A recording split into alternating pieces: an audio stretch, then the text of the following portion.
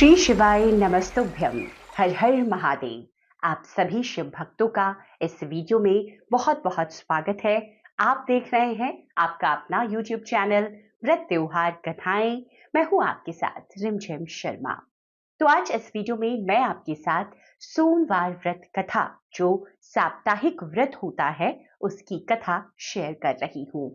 कथा के पहले सोमवार व्रत का महात्म्य जान लेते हैं। सोमवार का व्रत चंद्रदेव और भगवान भोलेनाथ की आराधना हेतु किया जाता है। इस व्रत को श्रद्धा पूर्वक करने से मानसिक कलेशों से छुटकारा मिलता है और जीवन की सभी जो इच्छाएं मनोकामनाएं होती हैं वो पूर्ण हो जाती हैं। यदि सावन के महीने से सोमवार का व्रत धारण किया जाए तो यह अत्यधिक फलदायक सिद्ध होता है। वैसे यह व्रत आप चैत्र मास, श्रावण का महीना, कार्तिक मास से भी शुरू कर सकते हैं। इस व्रत में सोमवार के दिन उपवास रहकर भगवान शंकर, माता पार्वती की पूरे विधि विधान के साथ पूजन अर्चन करना चाहिए तथा दिन में एक बार आप भोजन कर सकते हैं। सोमवार का व्रत जो सुहागिन महिलाएं, जो स्त्रियां रखती हैं, उन्हें पति और पुत्र दोनों का सुख इस जीवन में प्राप्त रहता है। तो एक बार फिर से हर हर महादेव का जयकारा लगाते हुए भगवान भोलेनाथ, मैया पार्वती का ध्यान करते हुए इस कथा का श्रवण करते हैं। सोमवार व्रत कथा। एक साहूकार बहुत अमीर था। उसके पास धन की कोई कमी नहीं थी। साहूकार के पास सभी सुख और ऐश्वर्य के साधन थे, किंतु उसको एक ही दुख था कि उसकी कोई संतान नहीं थी। दिन रात वह इसी चिंता में लगा रहता। वह पुत्र पाने के लिए हर सोमवार को भगवान चंद्रदेव और शिव जी की पूजा करता व व्रत रखता था। साहूकार की भोलेनाथ के प्रति ऐसी भक्ति देखकर एक बार माता पार्वती ने भगवान शिव से पूछा, हे नाथ, यह साहूकार आपका अनन्य भक्त है और सदैव ही आपका व्रत और पूजा भक्ति भाव से किया करता है। आप कृपया करके इसकी मनोकामना को पूरी कर दें। पार्वती जी के ऐसे वचन सुनकर भोलेनाथ ने माता गौरा से कहा, हे पार्वती, यह संसार एक कर्म क्षेत्र है। यहाँ जो भी जैसा कार्य करता है उसे वैसा ही फल मिलता है। अर्थात जैसा कार्य मनुष्य करता है वैसा ही परिणाम भोगता है।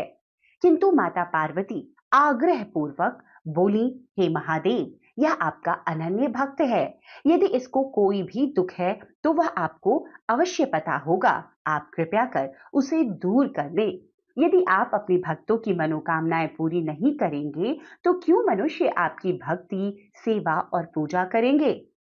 पार्वती जी के इस आग्रह को सुनकर शिव जी ने कहा, हे शिवे, इस साहूकार की कोई पुत्र नहीं है। इस कारण यह दिन रात चिंतित और दुखी रहता है। इसके भाग्य में संतान न होने पर भी मैं इसे पुत्र प्राप्ति के लिए वरदान देता हूँ, किंतु इसका पुत्र केवल 12 वर्ष तक ही जीवित रह सकता है। इसके बाद वह मर जाएगा। इससे अधिक मैं साहूकार के लिए कुछ नहीं कर सकता। यह सब बातें साहूकार सुन रहा था। उसे यह सारी बातें सुनकर न कोई खुशी हुई और न कोई दुख हुआ। वह पूर्ववत शिव की पूजा व व्रत अनुष्ठान करता रहा।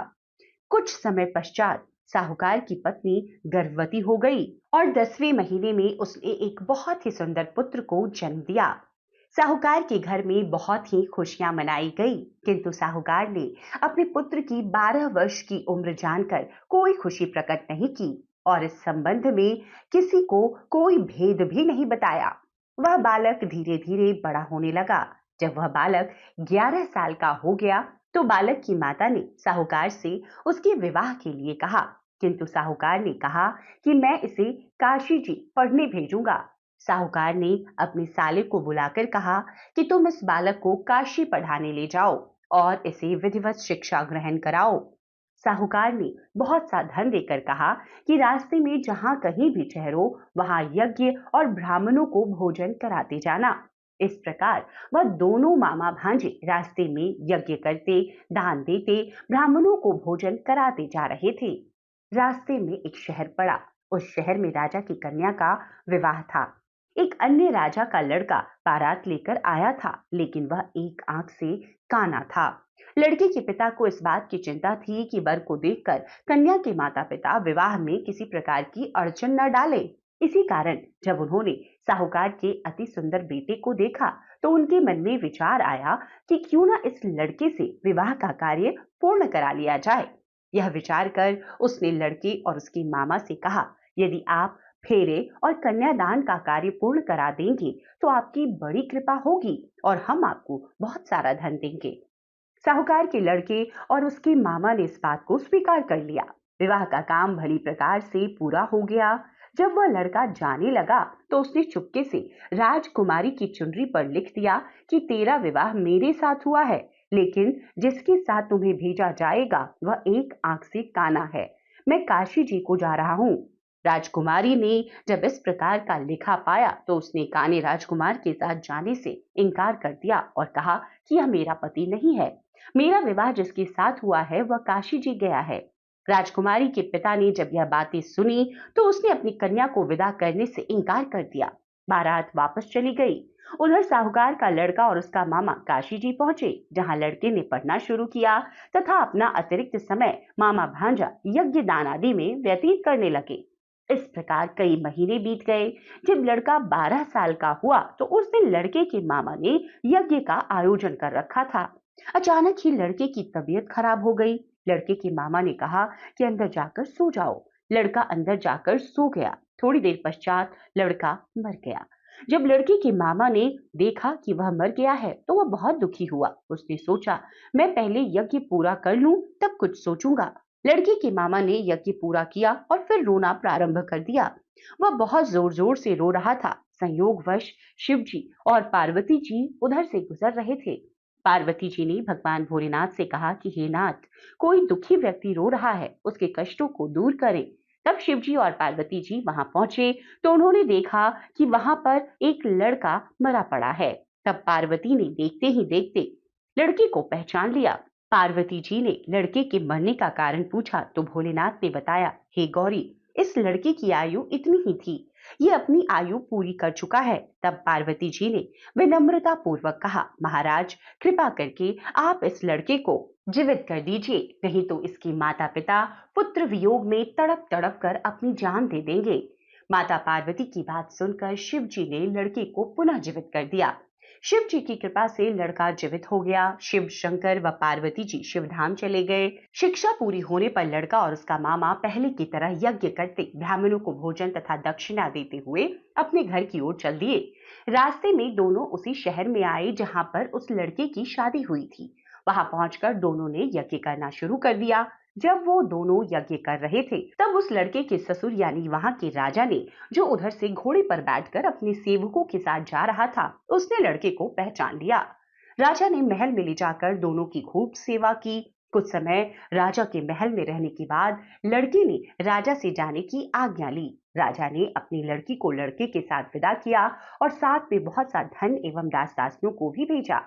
जब वो अपने शहर में आए तो लड़के के मामा ने कहा, पहले मैं तुम्हारी माता पिता को तुम्हारे आने की खबर सुना आता हूँ, तब तक तुम अपनी पत्नी सहित यहाँ आराम करो।